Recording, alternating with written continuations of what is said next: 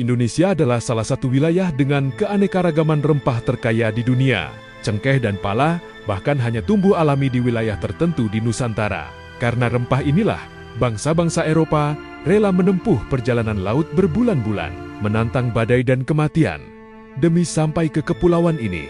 Tapi pertanyaannya sekarang, kalau Indonesia adalah tanah asal rempah, kenapa justru bukan kita yang menguasai perdagangan rempah dunia hari ini? Jawabannya tidak sesederhana kita kalah bersaing. Akar masalahnya jauh ke belakang, dimulai dari sejarah kolonialisme.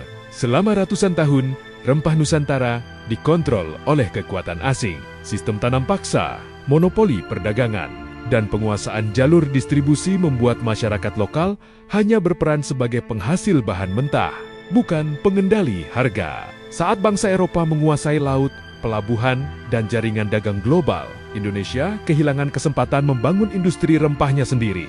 Rempah diambil dari tanah Nusantara, diproses dan diperdagangkan di luar, lalu dijual kembali ke dunia dengan nilai yang jauh lebih tinggi. Setelah Indonesia merdeka, masalahnya tidak langsung selesai.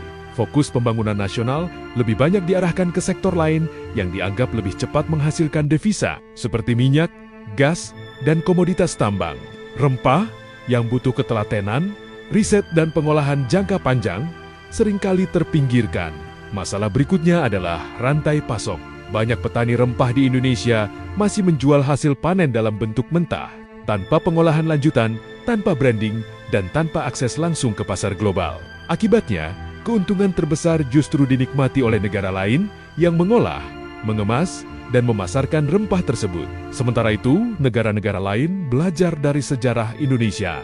Mereka menanam rempah di wilayah baru, mengembangkan teknologi pasca panen, dan membangun merek dagang global. Rempah yang asalnya dari Nusantara akhirnya dikenal dunia lewat label negara lain.